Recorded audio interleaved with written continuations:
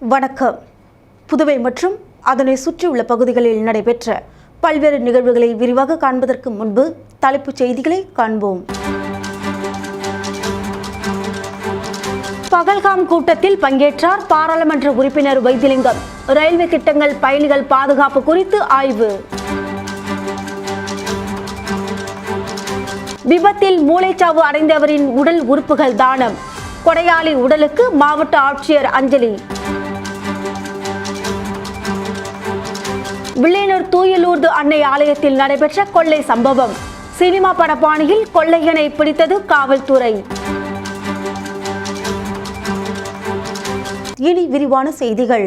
வில்லியனூர் தூய லூர்து அன்னை ஆலயத்தில் உண்டியலை உடைத்து பணத்தை திருடி சென்ற நபரை வில்லியனூர் காவல்துறையினர் சினிமா படப்பாணியில் மடக்கி பிடித்தனர். புதுச்சேரி சுற்றுலா தலங்களில் மிகவும் முக்கியத்துவம் வாய்ந்த ஆலயத்தில் ஒன்றான பிரசித்தி பெற்ற வில்லியனூர் தூய லூர்து அன்னை ஆலயத்தில் கடந்த 23ஆம் தேதி நள்ளிரவில் யாரோ மர்ம நபர் கதவை உடைத்து உண்டியலில் இருந்த பணத்தை திருடி சென்றதாக வில்லியனூர் காவல் நிலையத்தில் ஆலயத்தின் பங்குத்தந்தை ஆல்பர்ட் புகார் அளித்தார். அதன் அடிப்படையில் சம்பவ இடத்திற்கு வந்த வில்லியனூர் காவல்துறையினர் பல்வேறு கோணங்களில் விசாரணை மேற்கொண்டு அங்கிருந்த கண்காணிப்பு கேமராவை ஆய்வு செய்ததில் மர்ம நபர் ஒருவர் உண்டியலை உடைத்து பணத்தை திருடி சென்றது தெரியவந்தது. பின்னர் சட்டம் ஒழுங்கு மேற்கு காவல் கண்காணிப்பாளர் சுப்பிரமணியன் உத்தரவின் அடிப்படையில் பயிற்சி IPS அதிகாரி கதிரவன் தலைமையில் வட்ட ஆய்வாளர் கலைச்செல்வன், உதவி ஆய்வாளர் திருமுருகன் தலைமையிலான காவல் நிலைய குற்றப்பிரிவு காவலர்கள் மற்றும் காவல் கண்காணிப்பாளர், குற்றப்பிரிவு காவலர்கள் கண்காணிப்பு கேமராவில் பதிவாகி இருந்த படத்தை வைத்து தீவிர விசாரணை மேற்கொண்டதில் வில்லியனூர் அம்மா நகர் பகுதியைச் சேர்ந்த பிரான்சிஸ் சேவியர் மகன் 21 வயதான ஜேம்ஸ் என்பது தெரியவந்தது. பின்னர் உண்டியலை உடைத்து திருடி சென்ற திருடனை உறுதி செய்த குற்றப்பிரிவு காவலர்கள் தொடர்ந்து 2 நாட்களாக கண்காணித்து தேடும் பணியில் ஈடுபட்ட போது வில்லியனூர் மணவெளி பகுதி அருகே இருந்த திருடன் காவல்துறையினரை கண்டதும் ஓட்டம் பிடித்தான். பின்னர் மேற்கு காவல் கண்காணிப்பாளர், குற்றப்பிரிவு தலைமை காவலர்கள் ராஜரத்னம், பிரபு, ரங்கராஜ் ஆகியோர் திருடனை துரத்தி சென்று சினிமா பட பாணியில் மடக்கி பிடித்து வில்லியனூர் காவல் நிலையத்தில் ஒப்படைத்தனர். மேலும் விசாரணை மேற்கொண்டதில் பிடிபட்ட திருடன் ஜேம்ஸ் மீது கஞ்சா மற்றும் வெடிகுண்டு வழக்குகள் நிலுவையில் உள்ளதும் பல நாட்களாக நோட்டமிட்டு உண்டியலை உடைத்து பணத்தை திருடி சென்றதும் தெரியவந்தது. பின்னர் பிடிபட்ட ஜேம்ஸ் மீது காவல் நிலையத்தில் வழக்கு பதிவு செய்து நீதிபதி முன்னிலையில் ஆஜர்படுத்தி காலாப்பட்டு மத்திய சிறையில் அடைத்தனர்.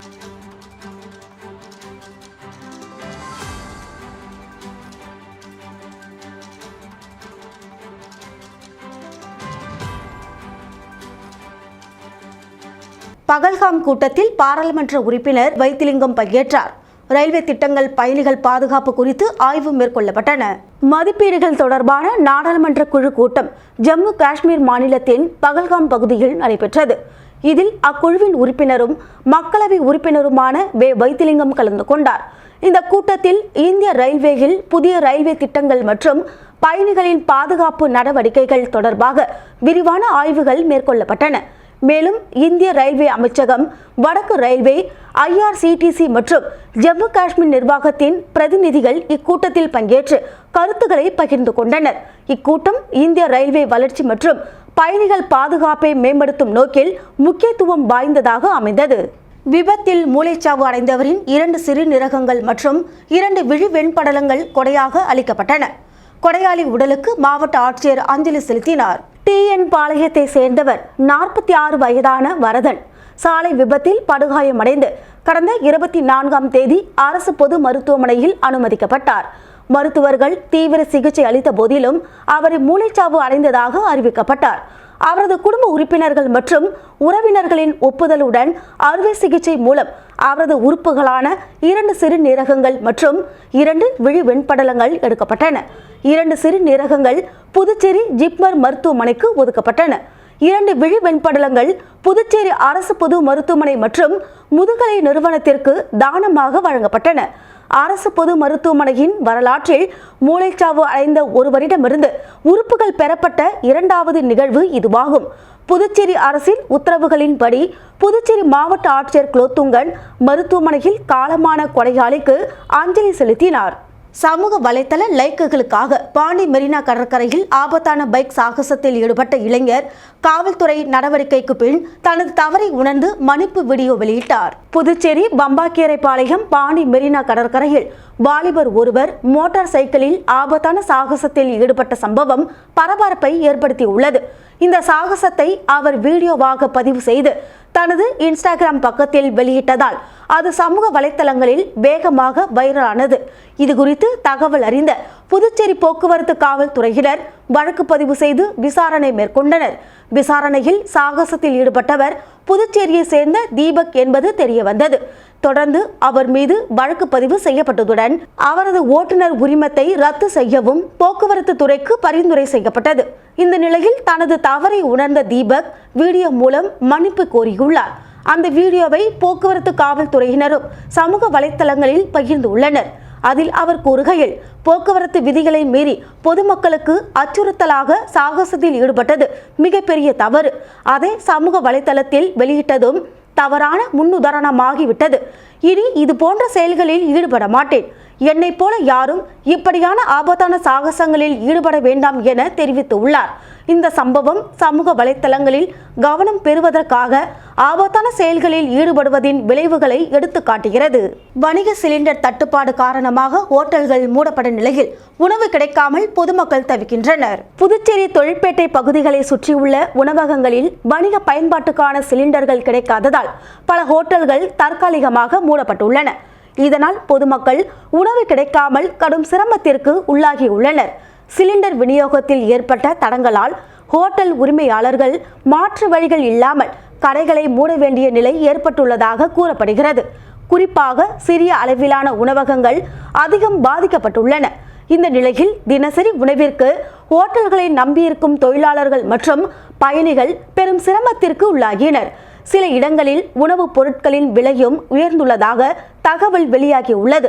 அதிகாரிகள் உடனடி நடவடிக்கை எடுத்து வணிக சிலிண்டர்களின் விநியோகத்தை சீரமைக்க வேண்டும் என்று பொதுமக்கள் கோரிக்கை விடுத்துள்ளனர். சித்திரை சோமவாரத்தை முன்னிட்டு வேதபுரீஸ்வரர் ஆலயத்தில் நடைபெற்ற சிறப்பு அபிஷேகத்தில் முதலமைச்சர் ரங்கசாமி பங்கேற்றார். புதுச்சேரி காந்தி வீதியில் அமைந்துள்ள வேதபுரீஸ்வரர் ஆலய வளாகத்தில் சித்திரை மாத சோமவாரத்தை முன்னிட்டு சிவபெருமானுக்கு சிறப்பு அபிஷேகம் நடைபெற்றது. இதனை முன்னிட்டு அதிகாலை முதல் பக்தர்கள் திரளாக கூடி வழிபாட்டில் ஈடுபட்டனர். அபிஷேகத்திற்கு பின்னர் ஆலயத்தினுள் பிரகாரத்தில் உள்ள அனைத்து சுவாமிகளுக்கும் பால், தயிர், சந்தனம் உள்ளிட்ட திவ்ய திரவியங்களால் சிறப்பு பூஜைகள் நடைபெற்றன. இந்த நிகழ்வில் முதலமைச்சர் ரங்கசாமி கலந்து கொண்டு சுவாமி தரிசனம் செய்தார்.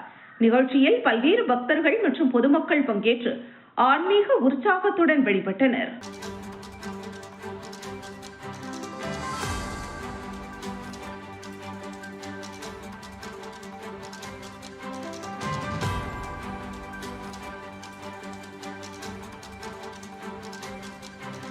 மதிகிருஷ்ணாபுரம் சீதா பிராட்டி சமேத பட்டாபிராமன் சுவாமி கோவிலில் சித்திரை பிரமோற்சவ விழாவில் ஸ்ரீ ஆஞ்சநேயர் வாகனத்தில் ஸ்ரீ ராம அவதார சேவையில் வீதி உலா காட்சி நடைபெற்றது. புதுச்சேரி மாநிலம் பாகூர் சட்டமன்ற தொகுதிக்குட்பட்ட மதிகிருஷ்ணாபுரம் கிராமத்தில் அமைந்துள்ள 1000 ஆண்டுகள் பழமையான ஸ்ரீ ஆஞ்சநேயா லக்ஷ்மண சீதா பிராட்டி சமேத ஸ்ரீ பட்டாபிராமன் சுவாமி கோவில் உள்ளது. அதில் சித்திரை பிரம்மோற்சவ விழா தொடங்கியது. 24ஆம் தேதி காலை 10 மணிக்கு மேல் சன்னதி எதிரில் உள்ள கொடிமரத்தில் கொடியேற்றத்துடன் தொடங்கியது. அதனைத் தொடர்ந்து சிறப்பு அலங்காரத்தில் சாமி வீதி புறப்பாடு நடைபெற்று வந்த நிலையில் முன்னதாக மூலவர் மற்றும் உற்சவ மூர்த்திகளுக்கு சிறப்பு அபிஷேகமாக பால், தயிர், சந்தனம், அபிஷேகத்தூள், பன்னீர், பழ வகைகள், தேன், இளநீர் மற்றும் வாசனை திரவியங்கள் மூலம் சிறப்பு அபிஷேகம் செய்யப்பட்டு ஆராதனை செய்யப்பட்டது. இந்த நிகழ்ச்சியில் ஊர் முக்கிய பிரமுகர்கள், பொதுமக்கள், பக்தர்கள் என ஏராளமானோர் கலந்து கொண்டனர். சுவாமி தரிசனம் செய்தனர். அதனைத் தொடர்ந்து மாலை 6 மணி அளவில் அருள்மிகு ஸ்ரீ ஆஞ்சநேயர் வாகனத்தில் ஸ்ரீ ராம அவதார சேவையில் திருவீதி உலா காட்சி நடைபெற்றது. மேலும் பொதுமக்களுக்கு அன்னதானம் வழங்கப்பட்டது. இரவு ஆஞ்சநேயர் வாகனத்தில் ராம அவதார சேவையில் சிறப்பு அலங்காரத்தில் வீதி உலா நிகழ்ச்சியும் நடைபெற்றது. இந்த நிகழ்ச்சிக்கான ஏற்பாட்டினை கோவில் நிர்வாகத்துடன் இணைந்து கிராமவாசிகள் செய்திருந்தனர். விழாவின் முக்கிய நாளான மே 1ஆம் தேதி காலை 6 மணி அளவில் பெருமாள் ரத உற்சவம் நடக்கிறது. 2ஆம் தேதி காலையில் தீர்த்தவாரியும், மாலையில் தெப்ப உற்சவம் மற்றும் வீதி உலா நடைபெறுகிறது.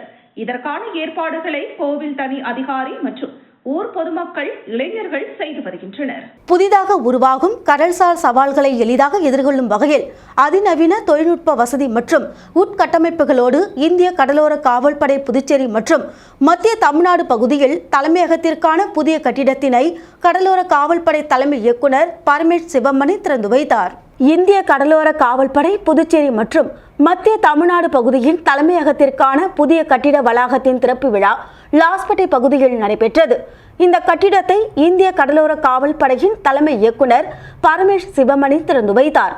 மேலும் இந்த அலுவலகம் மூலம் கிழக்கு கடற்கரை முழுவதும் இந்தியாவின் கடல்சார் பாதுகாப்பு கட்டமைப்பை வலுப்படுத்தும், மேலும் நவீன படை, நவீன உள்கட்டமைப்பு என்ற தொலைநோக்கு பார்வையை பிரதிபலிப்பதோடு செயல்பாட்டு திறனையும் நிர்வாக திறனையும் மேம்படுத்தும் வகையில் வடிவமைக்கப்பட்டுள்ளது. இந்த வளாகத்தில் ஒரு மேம்பட்ட செயல்பாட்டு மையம் மற்றும் புதுச்சேரி கடல்சார் மீட்பு துணை மையம் ஆகியவை இணைந்து கட்டளை, கட்டுப்பாடு மற்றும் ஒருங்கிணைப்புக்கான ஒரு ஒருங்கிணைந்த மையமாக செயல்படுகின்றன. இந்த ஒருங்கிணைந்த உள்கட்டமைப்பு புதிதாக உருவாகும் கடல்சார் சவால்களுக்கு உடனடியாகவும் திறமையாகவும் பதிலளிக்க உதவும். மேலும் புதுச்சேரி மற்றும் மத்திய தமிழ்நாட்டிற்கு பொறுப்பான கடலோர காவல்படை மாவட்ட தலைமையகம் எண் 13 140 கடல் மைல்களுக்கும் அதிகமான கடல் பகுதியை மேற்பார்வையிடப்படுவதோடு கடலில் உயிர் மற்றும் உடைமைகளின் பாதுகாப்பை உறுதி செய்வதிலும் கடல்சார் சூழலை பேணுவதிலும் இந்தியாவின் கடல்சார் நலன்களை பாதுகாப்பதிலும் இந்த தலைமையகம் முக்கிய பங்கு வகிக்கிறது தெரிவிக்கப்பட்டுள்ளது.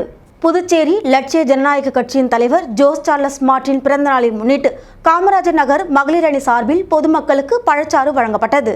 புதுச்சேரியில் புதிதாக உருவாகி புதுவை மக்கள் மத்தியில் பெரும் வரவேற்பை பெற்ற லட்சிய ஜனநாயக கட்சியின் தலைவர் ஜோஸ் சார்லஸ் மார்ட்டினின் பிறந்த நாளை முன்னிட்டு அவரின் ஆதரவாளர்கள் பொதுமக்களுக்கு பல்வேறு நலத்திட்ட உதவிகளை வழங்கி கொண்டாடி வருகின்றனர். அந்த வகையில் காமராஜர் நகர் தொகுதிக்குட்பட்ட 45 அடி சாலையில் அமைந்துள்ள நாதன் திருமண மண்டபம் அருகில் காமராஜர் நகர் தொகுதி மகளிர் அணி துணை செயலாளர் மணிமேகலையின் ஏற்பாட்டில் ஜோஸ் சார்லஸ் மார்ட்டினின் பிறந்த நாளை கொண்டாடும் விதமாக பொதுமக்களுக்கு தர்பூசணி பழச்சாறு மற்றும் லெமன் பழச்சாறு வழங்கப்பட்டது. பழச்சாறை வாங்கி பருகிய பொதுமக்கள் ஜோஸ் சார்லஸ் மார்ட்டினுக்கு தங்களது பிறந்தநாள் வாழ்த்துக்களை தெரிவித்தனர். இந்த நிகழ்ச்சியில் காமராஜர் நகர் தொகுதிக்குட்பட்ட ஜீவா நகர் பகுதியைச் சேர்ந்த மகளிர் அணியினர் விஜயலட்சுமி, நாகஜோதி, கலைச்செல்வி, சித்ரா, ரஞ்சிதா, ராஜலட்சுமி, சுமித்ரா ஆகியோர் கலந்து கொண்டனர். நிகழ்ச்சிக்கான ஏற்பாட்டினை லட்சிய ஜனநாயக கட்சியின் ஜீவா நகர் பகுதி ஆதரவாளர்கள் செய்திருந்தனர். மும்மொழி கொள்கை தேவையில்லை என்றும் இருமொழி கொள்கையை தொடர வேண்டும் என்றும் அதிமுக மாநில செயலாளர் அன்பழகன் வலியுறுத்தியுள்ளார். மத்திய அரசின் கல்வி தொடர்பான திடீர் அறிவிப்புகள் மாணவர்கள் மத்தியில் குழப்பத்தை ஏற்படுத்தி வருவதாக அதிமுக மாநில செயலாளர் அன்பழகன் தெரிவித்தார். புதுச்சேரியில் உள்ள கட்சி தலைமை அலுவலகத்தில் செய்தியாளர்களிடம் பேசிய அவர், மும்மொழி கொள்கையை கட்டாயமாக அமல்படுத்தும் முயற்சி மாணவர்களுக்கு கூடுதல் சுமையை ஏற்படுத்தும் என கூறினார். அரசு பள்ளிகள் மட்டுமின்றி தனியார் பள்ளிகளிலும் இது அமல்படுத்தப்பட வேண்டிய சூழ்நிலை உருவாகும் என்பதால் இதை மறுபரிசீலனை செய்ய வேண்டும் என வலியுறுத்தினார். புதுச்சேரியில் தனி கல்வி வாரியம் இல்லாததால் தமிழகத்தின் கல்வி நடைமுறைகள் பின்பற்றப்பட்டு வருவதாகவும் முன்னாள் முதல்வர் ஜெயலலிதா கொண்டு வந்த இருமொழி கொள்கையே மாணவர்களுக்கு சிறந்ததாக இருந்து வருவதாகவும் அவர் குறிப்பிட்டார். மேலும் தனியார் பள்ளிகள் மீது போதிய கண்காணிப்பு இல்லை என்ற குற்றச்சாட்டையும் முன்வைத்தார். அரசு விடுமுறை அறிவித்த பின்னரும் சிறப்பு வகுப்புகள் நடத்தப்படுவது மாணவர்களுக்கு அழுத்தத்தை ஏற்படுத்துகிறது என கூறினார். ஆதிதிராவிடர் உள்ளிட்ட மாணவர்களுக்கு வழங்கப்பட வேண்டிய கல்வி உதவித் தொகைகள் முறையாக சென்றடைவதில் குறைபாடுகள் உள்ளதாகவும் இதுகுறித்து கல்வித்துறை அதிகாரிகள் தெளிவான விளக்கம் அளிக்க வேண்டும் என்றும் அவர் தெரிவித்தார். மாணவர்களின் நலனை கருத்தில் கொண்டு கல்வித்துறையில் முழுமையான சீர்திருத்தம் மேற்கொள்ள வேண்டும் என்றும் மும்மொழி கொள்கைக்கு பதிலாக இருமொழி கொள்கையை மட்டுமே அமல்படுத்த அரசு தெளிவான அறிவிப்பு வெளியிட வேண்டும் என்றும் மும்மொழி கொள்கைக்கு பதிலாக இருமொழி கொள்கையை மட்டுமே அமல்படுத்த அரசு தெளிவான அறிவிப்பு வெளியிட வேண்டும் என்றும் அன்பழகன் வலியுறுத்தினார். புதுச்சேரி மாநிலத்தில் கல்வி பயிலும் மாணவர்கள் மத்திய அரசின் தற்போதைய சட்டத்திட்டங்களை அமுல்படுத்தும் பொழுது பெருத்த சிக்கலுக்கும் இன்னல்களுக்கும் ஆளாக்கப்பட்டு வருகின்றனர். தியாகி அன்சாரி துரைசாமி 32வது நினைவு நாளை முன்னிட்டு அமைச்சர்கள், சட்டமன்ற உறுப்பினர்கள் மாலை அணிவித்து மரியாதை செலுத்தினர். முன்னாள் சுதந்திர போராட்ட வீரரும் சட்டமன்ற உறுப்பினரும் தியாகியுமான அன்சாரி துரைசாமி அவர்களின் 32வது நினைவு நாள் விழா புதுச்சேரியில் அனுசரிக்கப்பட்டது.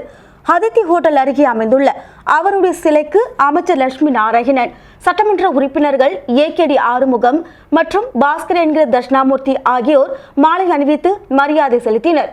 மேலும் அன்சாரி துரைசாமியின் குடும்பத்தினர் தலைமையில் அம்பலத்தடையார் மடத்தி வீதியில் உள்ள அவரது இல்லத்தில் வைக்கப்பட்டிருந்த படத்திற்கும் மலரஞ்சலி செலுத்தப்பட்டது. முன்னாள் ஜனதா தலைவர் கணேசன் உள்ளிட்டோர் கலந்து கொண்டு மரியாதை செலுத்தினர். இதனைத் தொடர்ந்து அமைச்சர் லட்சுமி நாராயணன் அவர்களின் இல்லத்திற்கு வருகை தந்து அன்னாரது படத்திற்கு மலரஞ்சலி செலுத்தினார்.